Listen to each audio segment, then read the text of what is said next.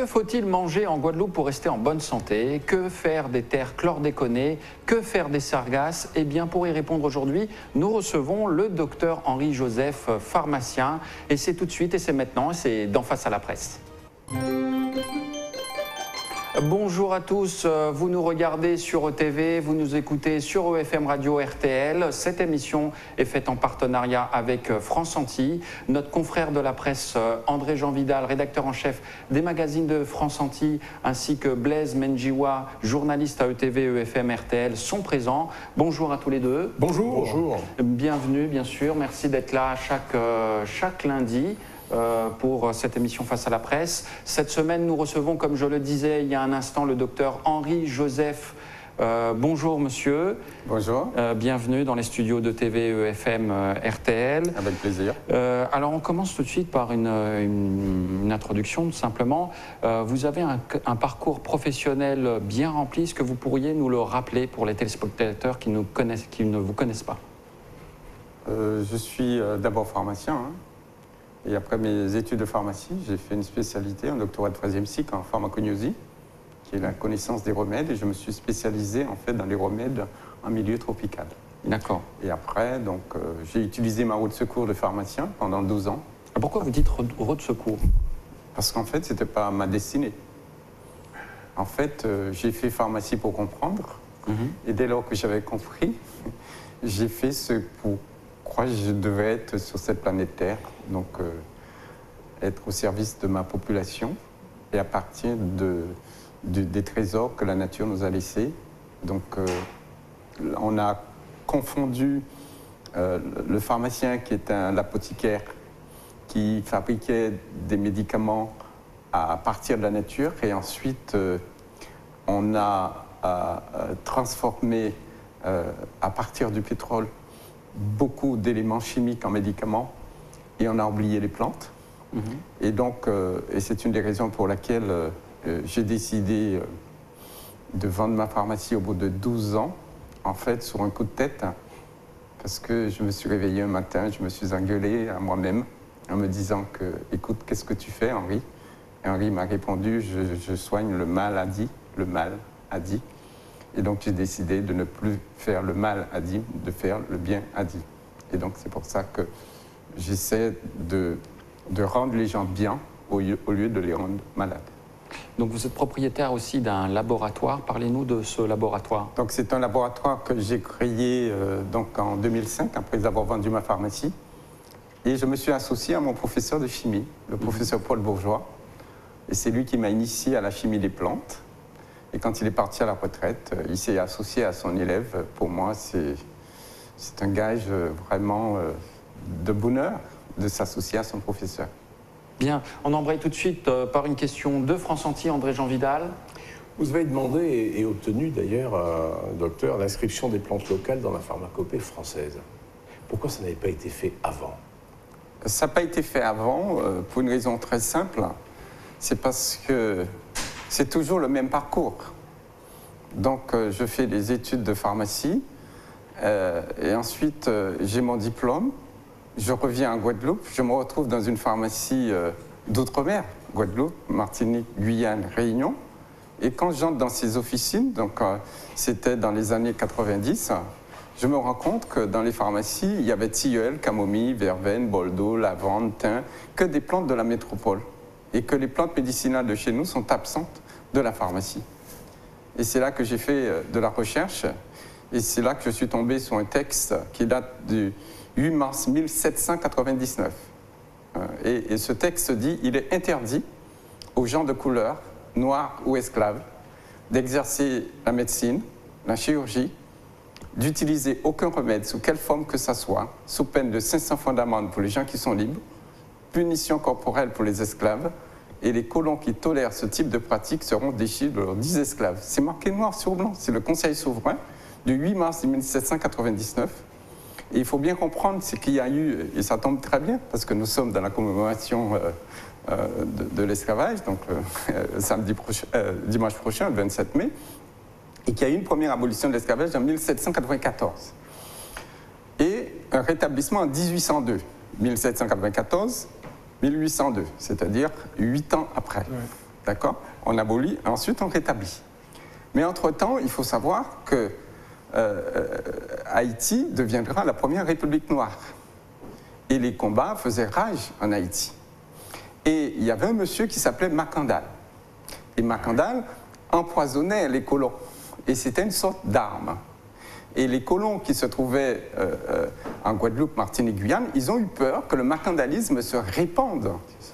Donc l'empoisonnement par les plantes se répande donc en Guadeloupe, Martinique et Guyane. Et c'est là qu'ils ont pondu en fait cet arrêté du Conseil souverain de l'époque. Et après, il y a eu le rétablissement de l'esclavage en 1802, avec une abolition en 1848. Et les choses sont restées en état. On est devenu département en 1946. Entre-temps, en 1955, je prends naissance. Je fais des études de pharmacie, je me retrouve en officine et je suis toujours en 1799, où les plantes de chez nous ne sont pas à la pharmacie. Et c'est là que je vais rencontrer une avocate, maître Isabelle Robard, donc qui est avocate au barreau de Paris, et que je vais expliquer dans un colloque à Nice, maître, est-ce que vous savez, en tant que pharmacien, de surcroît, je suis président du syndicat des pharmaciens de Guadeloupe, et il m'est interdit de vendre les plantes médicinales de chez moi dans ma pharmacie. Et elle m'a dit, qu'est-ce que c'est que ce bordel? Et là, depuis 2001 jusqu'à aujourd'hui, en fait, c'est 12 ans de bataille juridique. On est passé par 4 lois. La loi Guigou, sous les doigts du malade, avec refus de Bernard Kouchner. La loi Programme pour l'outre-mer, refus de Raffarin et d'Ousté Blasi. Ensuite, on est revenu donc, à la charge donc, avec les Grenelles de l'environnement, refus de Fillon et Bachelot. Et ensuite, on a abouti en 2009, en fait, en pleine crise sociale. Et nous avons réussi à modifier l'article L 5112-1 du Code de la santé publique, qui disait dans son ancien article « La pharmacopée comprend la pharmacopée européenne et française, point ». On a fait mettre virgule, y compris celle de l'outre-mer français. 12 ans de bataille juridique pour que le gouvernement, après 4 projets de loi, pour reconnaître la pharmacopée en fait, des outre-mer de Guadeloupe, Martinique, Guyane et Réunion. Donc je suis très fier d'avoir mené ce combat donc, pour permettre aux Guadeloupéens, aux Martiniquais, aux Réunionnais de pouvoir trouver leurs plantes enfin dans les pharmacies de chez nous. Blaise, une question pour RTL. Je suis fasciné par toutes les révélations que vient de nous faire le docteur Henri Joseph. La question, il y a une double question. La première, c'est quelles étaient les motivations du refus de l'État de reconnaître la pharmacopée tropicale dans les départements d'outre-mer? Ça, c'est la première question. Mais vous êtes en fait, en quelque sorte, docteur, vous êtes le guérisseur traditionnel dans la société afrontillaise qui connaissait les plantes. Vous êtes le guérisseur moderne, en fait. Je ne sais pas si c'est le terme de guérisseur moderne. C'est le nom générique. Je ne sais pas si c'est le terme de guérisseur moderne qu'il faut employer. Je pense qu'il faut plutôt retenir qu'on vit sur une île, ou plutôt un archipel. Et quand vous regardez la Guadeloupe, vous regardez les Saintes, vous regardez Marie-Galante, des Irades, nous sommes entourés d'eau, on ne peut pas s'échapper. On ne peut pas s'échapper. Il ne faut jamais oublier, en fait, que nous avons connu 2 grandes guerres mondiales. La guerre 1914-1918, donc qui a duré 4 ans. La guerre 39-45, qui a duré 5 ans. À une époque où nos grands-parents connaissaient les aliments, ils connaissaient, en fait, les médicaments pour se soigner.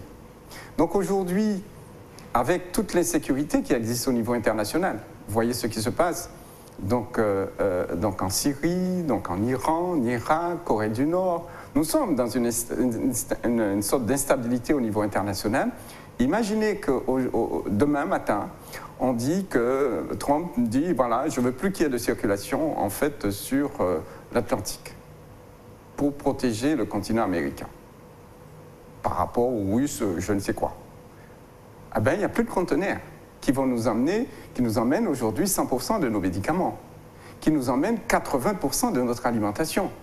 Vous savez comment ça s'appelle? Ça s'appelle la mort. C'est-à-dire, si on ne peut plus se nourrir, on ne peut plus se soigner, on meurt. Et donc, moi, c'est par rapport à tous ces éléments de réflexion, je me suis dit, comment faire dans un pays où nous avons 3800 espèces de plantes, 3800 usines capables de fabriquer, tout ce monde a besoin des aliments pour se nourrir. Nous avons 220 espèces comestibles, monsieur. 220 espèces comestibles. On vous dit qu'il faut manger 5 fruits et légumes par jour pour être en bonne santé. Alors justement, vous avez un projet alimentaire pour la Guadeloupe. Parlez-nous de ce projet. Alors, en fait, les projets alimentaires, c'est indispensable. Vous savez, on est là.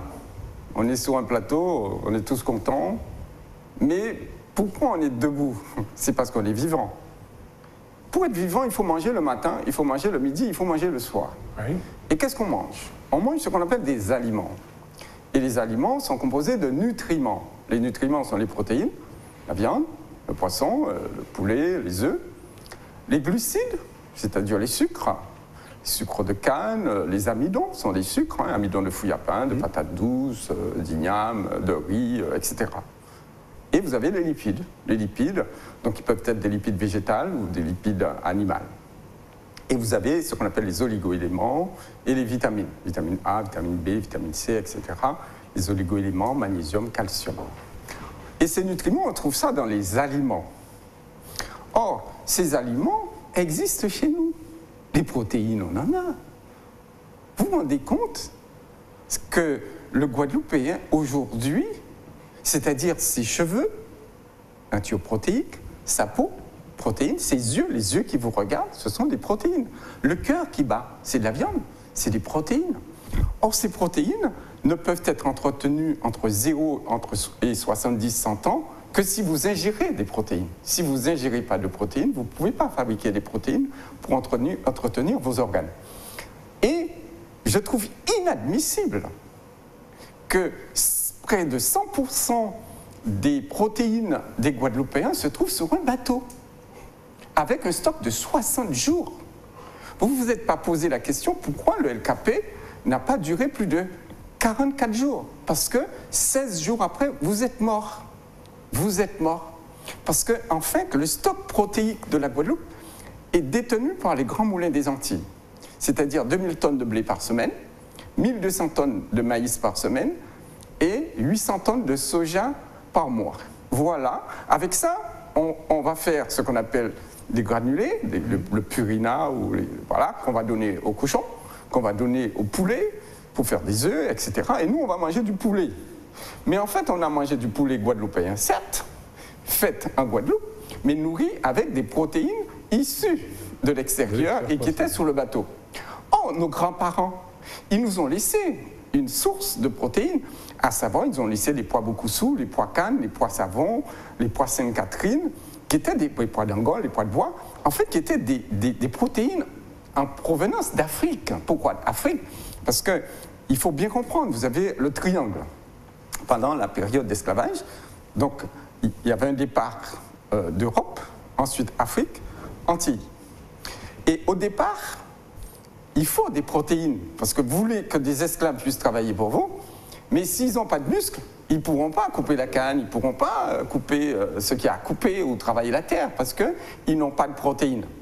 Alors au départ, on a fait venir des pois en provenance d'Europe, qui étaient des petits pois, les pois rouges, etc. Mais ces mêmes pois rouges provenaient d'Amérique du Sud, parce que l'origine des pois rouges, des pois yeux noirs, tout ça, c'est Amérique du Sud.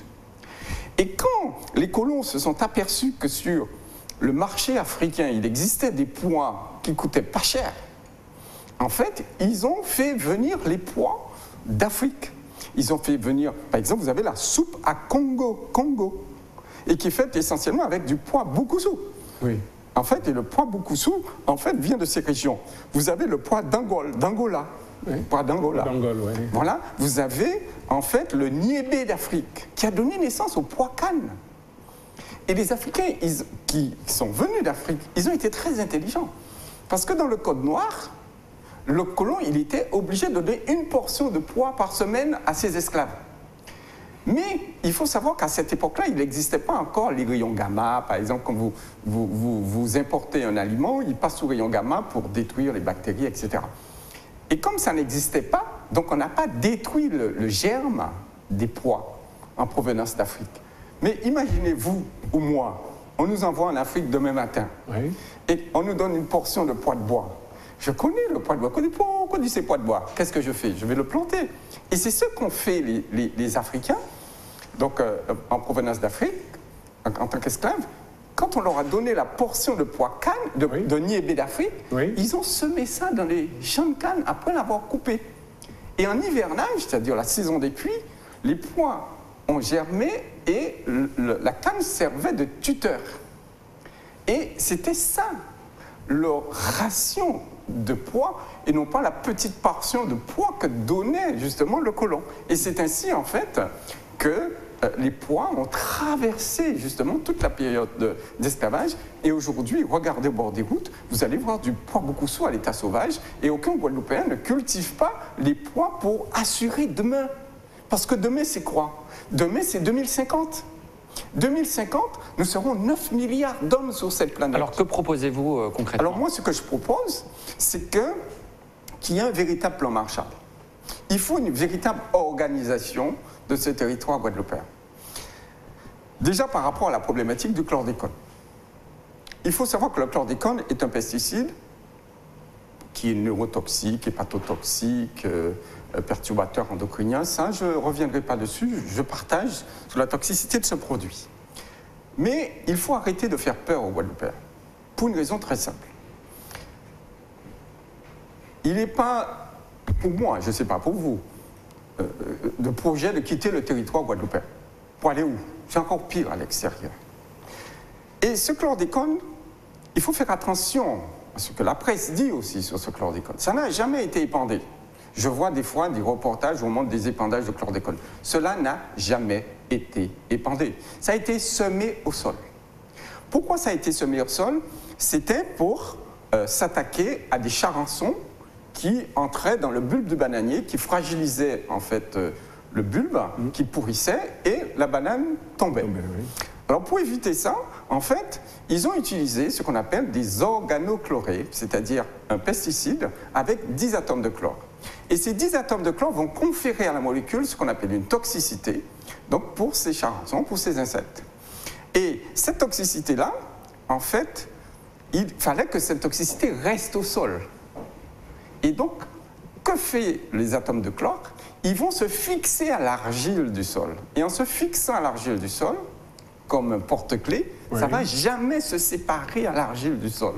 Et comme ça ne se sépare pas à l'argile du sol, eh bien, partout où ira l'argile, la terre, partout ira le chlordécone. Et c'est pour ça, quand il pleut, il y a un lessivage de cette terre avec le chlordécone qui part en rivière et arrive en mer.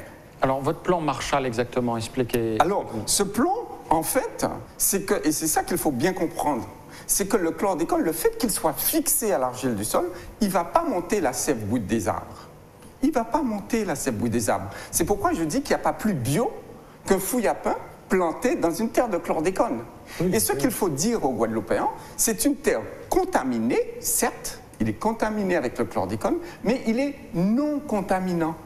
Contaminé, mais non contaminant. À part pour les produits quand même qui sont en racines. On reviendra sur les racines tout à l'heure. Je parle pour tout ce qui est en haut, il est non contaminant. C'est comme si vous avez le sida. On est bien d'accord là-dessus. Vous avez le sida, vous mettez un préservatif, vous ne transmettez pas la maladie. Donc, vous plantez un fouille à pain. Dès lors que vous ne venez pas pulvériser un pesticide sur le fouille à pain, il n'y a pas plus bio qu'un fouille à pain dans une terre de chlordécone parce que ça ne monte pas les arbres. C'est ça qu'il faut dire. Donc, comme ça ne monte pas le fouille à pain, ça ne monte pas le bananier. Et la meilleure preuve qu'on a, je n'ai jamais entendu un gouvernement dire « je ne veux plus la banane de Guadeloupe et de Martinique sur le territoire français ». C'est clair. Donc s'il va sur le territoire français, c'est parce qu'ils sont sûrs que le produit, il ne monte pas la sève-bouille des arbres. Donc quand on a compris ça maintenant, il est très simple. La Guadeloupe, c'est 40... Voilà le plan. La Guadeloupe, c'est 40 000 hectares de terre. Au lieu de faire les pères aux Guadeloupéens qu'il faut quitter l'île, reçu, empoisonné, etc., il faut dire voilà. Il faut tenir 574 ans avec le chlordécone. 574 ans, c'est lié pendant 574 ans. Ni vous, ni moi, nos petits-enfants seront là. C'est les petits-enfants de nos petits-enfants qui seront là dans 500 ans. Donc, là, qu'est-ce qu'on fait? On va faire terre de haut, terre de bas, en termes d'image. Et terre de haut, tout ce qui pousse en haut, et terre de bas, tout ce qui pousse en bas.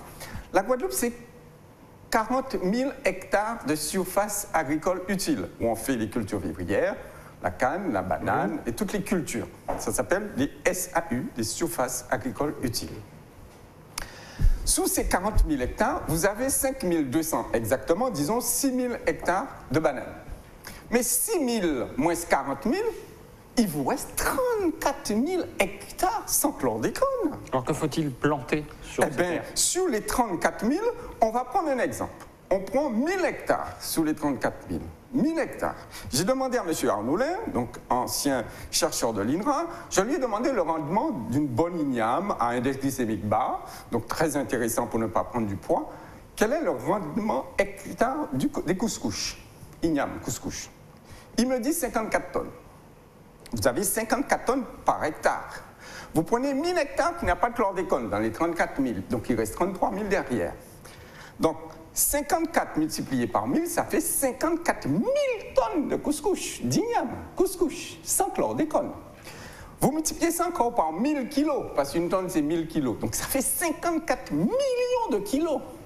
C'est 54 millions de kilos d'igname. Vous divisez ça par 400 000 habitants, bébé compris, ça vous fait 105 kilos d'igname par habitant. Et quand on me dit qu'on ne peut pas autosuffire, donc en termes de glucides, comme les ignames sans chlordécone, c'est une blague. C'est une question d'organisation, d'aménagement du territoire. Donc, il reste encore 33 000. Vous allez faire des malangas, des madères, des patates douces, tout ce qui pousse en bas, dans terre de bas. Et dans terre de haut, par exemple, toutes les terres de basse terre, vous allez faire tout ce qui est en haut, à savoir les fouilles à pain, les avocats, les cacaos, les mangues et tout ça. Et tous ces cacaos, ces mangues, ce sont des aliments qui contiennent des antioxydants. C'est des substances protectrices de notre organisme pour vivre longtemps. Donc, vous avez la grande terre Marie-Galante, Désirade qui nous fabrique tout ce qui est en bas, et vous avez la basse terre qui fabrique tout ce qui est en haut. Et quand vous avez une superbe production, au lieu de vendre un kilo de couscous à 5 € du kilo, vous avez 54 millions de kilos, vous le vendez à 1 €, vous avez 54 millions d'euros, vous êtes riche et votre pays se développe. Alors, qu'est-ce qui empêche cela? Eh bien, c'est tout simplement parce qu'on ne réfléchit pas. On ne réfléchit pas dans ce pays. On ne fait qu'attendre que la France nous donne à manger, nous donne à manger. Il faut travailler dans ce pays. On ne travaille pas. Alors, c'est pourquoi ce que je propose comme autre plan Marshall, c'est qu'il faut qu'on pratique ce qu'on appelle l'économie symbiotique. En fait, quand on vous pose la question, je vous pose la question, vous savez ce que ça veut dire, économie? Dites-nous. Alors, économie, son étymologie grecque, ça vient du mot grec oikos, nomia. Économie, oikos, nomia. Oikos, ça veut dire maison. D'accord? Et nomia veut dire gérer, administrer. Et donc, l'économie, c'est tout simplement gérer sa maison. Mais la maison Guadeloupe, est-ce qu'on le gère? On ne gère pas cette maison Guadeloupe, parce que quand je regarde, on ne gère cette maison qu'avec du CID. Le CID, qui veut dire tuer. Homicide. Quand j'écoute les infos, on me dit qu'entre janvier 2018 et mars 2018, il y a 8 morts. Un Guadeloupéen a tué un autre Guadeloupéen, en fait, donc, par semaine. 8. Vous avez 3 fois 4, 12 semaines, divisé par 8. Ça fait 1 mort par semaine. Donc, homicide. Voilà comment on gère cette Guadeloupe. Ensuite, insecticide. On tue l'insecte, chlordécone. Ensuite, herbicide. On tue la plante avec le glyphosate, qui vient d'être autorisé encore pour 3 ans, d'après Nicolas Hulot, et 5 ans, que veut l'Europe. C'est ça. Donc, pendant que vous êtes en train de vous préoccuper de quelque chose qui est derrière vous, qui est le chlordécone, parce qu'on n'en met plus, vous ne vous préoccupez pas que le glyphosate vient d'être prolongé pour 3 ans. Vous avez entendu Nicolas Hulot avant-hier sur le sujet. C'est en discussion dans la nouvelle loi cadre de l'alimentation. Donc, on est en train de se mordre la queue. Ensuite, fongicide, vous tuez les champignons. Vous tuez tout, on tue tout. Il faut arrêter de tuer. Il faut faire ce qu'on appelle de l'économie symbios, en symbiose. Laissez-moi terminer. Symbiotique, économie symbiotique. Sum qui veut dire avec, et bios veut dire vie. Et quand on va faire de l'économie à partir de la vie, la Guadeloupe va se développer. Parce que nous avons 3800 espèces de plantes 3800 espèces de vie capables de fabriquer tout ce dont on a besoin, les aliments pour se nourrir, les médicaments pour se soigner. Vous voyez, je suis habillé en bleu. Ce n'est pas du bleu importé, c'est du bleu de Gourbert, l'édigo de moi, que j'ai planté. Voilà, je suis habillé en guadeloupéen. Voilà. Il faut qu'on crée de la richesse à partir du sol. On a un seul trésor, c'est la biodiversité. Vous avez encore entendu Nicolas Hulot à Marseille qui a dit qu'il faut qu'on préserve cette biodiversité. Mais ce n'est pas avec M. Hulot, ce n'est pas avec le CID qu'on va protéger la biodiversité. Il faut interdire sur le territoire guadeloupéen. On a trop souffert du chlordécone, on a trop souffert, maintenant on va encore souffrir du glyphosate.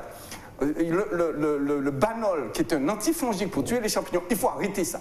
Il faut que la Guadeloupe fasse exactement, prendre comme modèle le parc national de Guadeloupe. Ce parc national de Guadeloupe, je n'ai jamais vu un homme mettre ni de l'engrais chimique, ni un insecticide, ni un pesticide, et regardez comment la forêt de Guadeloupe est jolie. Alors il faut faire ce qu'on appelle de la bio-inspiration, et c'est ce que nous faisons à Phytobocase. Depuis 13 ans, on n'a pas mis une goutte d'engrais, une goutte de pesticide, une goutte d'herbicide, et on se porte bien. André-Jean Vidal, une question de France Antilles. Comment faire en sorte, docteur, que nos jeunes enfants qui, malheureusement, préfèrent la patate frite à l'igname, soient éduqués? Je pense que c'est ça la solution, mais comment faire? Il faut faire de l'apprentissage du goût. Et on le faisait pendant un moment, il me semble, mais ça a été abandonné, ça. Vous savez que l'apprentissage du goût d'un enfant se fait entre 6 mois et 3 ans. Si entre 6 mois et 3 ans, vous n'avez pas donné un petit pot guadeloupéen à un bébé, il ne le mangera pas quand il sera grand, parce que l'enfant, il faut bien se mettre à la place de l'enfant. L'enfant vient de naître. Comme l'enfant vient de naître, sa maman va lui donner le sein. L'enfant va être cajolé dans le sein de sa maman. Et en plus, la maman va diversifier l'aliment à partir de 6 mois. Et cette diversification passera par quoi? Des petits pots blédina, pour ne pas le citer. Et ces petits pots blédina, pommes, coin, poire, artichaut. Voilà les goûts de l'enfant. Il faut faire des petits pots de fouille à pain, des petits pots d'igname, de patates douces, de poyo à l'enfant, des petits pots de pommes citerres, de maracuja. Et quand l'enfant aura ses goûts d'aliments du pays, à ce moment-là, on va développer. J'ai entendu M. Jalton hier dire on va faire un pôle agroalimentaire. Je veux bien qu'on fasse un pôle agroalimentaire. Mais encore faut-il que tous les projets sur les pôles agroalimentaires, il faut qu'on s'entende aussi. Parce qu'il y a le même projet, Hans Bertrand. Quel projet retenir? Il ne faut pas se battre ici, il faut fédérer. Il faut que tout le monde se mette ensemble et dire qu'est-ce qu'on fait pour ce beau pays qu'est la Guadeloupe. Et c'est ça, je pense qu'on peut réussir. Et pourquoi on ne fait pas ces petits pots? Qu'est-ce qu'il interdit? Qu'est-ce qu'il interdit? Eh bien, c'est que nous attendons ce que la France nous donne à manger. Mais qu'est-ce qu'il interdit, docteur? Rien n'interdit. Des gens qui prennent des initiatives. Moi, j'ai vendu ma pharmacie. Oui, j'aurais pu rester dans ma pharmacie en train de délivrer des médicaments. J'ai dit non, il faut que je fasse des choses à partir. Mais moi, je ne peux pas tout faire. Je vous dis ce qu'il conviendrait de faire. Mais il faut que le Guadeloupéen se prenne en main. Et en fait, c'est ce qui est en train de se passer. Hein. Vous dites que la France nous abandonne. La France ne nous abandonne pas. Il veut qu'on grandisse. Ils disent prenez-vous en main. Moi, je ne suis pas là pour vous faire tous vos problèmes. Il faut qu'on se prenne en main dans ce pays. Dans une enquête que nous sommes en train de mener, nous avons rencontré précisément dans la région de Anse-Bertrand un monsieur Chéron, Christian Chéron, un monsieur de 78 ans, qui met en valeur les fruits à pain pour en faire des condiments qui accompagnent des poissons grillés, de la viande, qui peuvent servir de sauce pour faire une salade. Mais malheureusement, ce monsieur ne peut pas encore commercialiser à grande échelle les produits qu'il fait. Voilà une initiative qu'il faudra encourager, non? Vous avez dit que... Moi, je félicite M. Chéron. Et vous avez dit qu'il a 78 ans. Oui, hélas. À 78 ans, cet homme-là, on devait le mettre sur le piédestal. C'est exact, j'en conviens. D'accord? Je suis d'accord avec vous. Donc, le gars, il commence. Il a un projet futur à 78 ans. Dans 2 ans, il a 80 ans. Il est tellement plein de vie. Il faut miser sur la jeunesse. Il faut qu'on sorte de tous ces modèles qu'on importe et qui nous appauvrissent. Il faut aller vers des modèles qui nous enrichissent. Et ces modèles qui nous enrichissent, c'est ce que j'appelle la créativité inventive et productive. Aller chercher au plus profond de nous-mêmes ce que nous avons d'original et de spécifique et valoriser. On va créer ce qu'on appelle de la richesse. Et quand l'outre-mer va créer de la richesse à partir de sa biodiversité, c'est là que la Guadeloupe et les autres départements d'outre-mer vont se développer. Et là, la France va nous dire merci parce qu'on va augmenter son produit intérieur brut. Merci. C'est le moment de notre rubrique 5 minutes en question. Alors, je vous rappelle le principe de cette rubrique. Nous avons un chronomètre qui va se déclencher dans moins de 5 minutes. Et vous avez exactement moins de 5 minutes pour répondre au maximum de questions. Donc, il faut faire des réponses, bien sûr, courtes. La première question, alors top chrono, j'allais oublier le chrono, top chrono s'il vous plaît, voilà la technique. André-Jean Vidal, la première question vous revient. Vous avez inventé le régime caribéen, dont l'ONU et la FAO ont fait l'éloge. Dites-nous en plus. Alors, le régime caribéen est très simple. On est entouré d'eau de mer, du poisson. Plus de poisson que de viande. Parce que le poisson, en fait, contient des graisses qu'on appelle des oméga 3 et qui nous permettent de rester en bonne santé. Donc, poisson. Ensuite, aliment à index glycémique bas. L'index glycémique, c'est la capacité que possède un aliment pour donner son sucre au sang. Plus le sucre est donné vite, plus vous prenez du poids, plus vous développez un diabète et plus vous devenez violent. Or, la plupart de nos aliments sont des aliments à index glycémique bas. C'est-à-dire on a fait la plus grosse connerie de notre vie, c'est de laisser tomber les poyols, les patates douces, les ignames qui ont un index glycémique inférieur à 50. Ouais. On a laissé ça tomber pour aller prendre de la pomme de terre, du riz et du pain qui ont un index glycémique supérieur à 80. Il ne fallait pas faire cette bêtise. Blaise. Et enfin, il y avait une troisième, c'est donc poisson, aliments index glycémique bas et les antioxydants. Les fruits et les légumes. Vous avez rencontré le président Macron quand il est venu, je pense à l'époque il était candidat. Oui. Qu'est-ce que vous lui avez dit s'agissant de l'activité qui est celle de phytobocase que vous développez depuis bientôt presque 20 ans? Eh bien, vous pouvez aller sur l'émission d'ATV, ETV, de Christophe Langlois, sur Questions sans détour, et il me cite. Il n'était pas président, il était candidat, oui, je candidat président. Exactement ce que je viens de vous dire, je lui ai dit. Et allez sur l'émission Questions sans détour, tapez Macron, vous allez voir, il me cite à 6 minutes, vous voyez voir, il me cite et il dit que les lois ne sont pas adaptées. Il était candidat président. Donc moi je dis à M. Macron, aujourd'hui, s'il me regarde, chiche, adaptons les lois. Oui, c'est le président qui était venu ici dans les studios de TV EFM. Prochaine question, André-Jean Vidal. Vous avez contribué à la création d'un diplôme universitaire de botanique à l'Université des Antilles. Alors, oui, c'est-à-dire ça fonctionne bien? Non, c'est-à-dire qu'en fait, c'était en 2001, oui, au moment où on était en train de faire tous les combats en fait, pour la reconnaissance des plantes.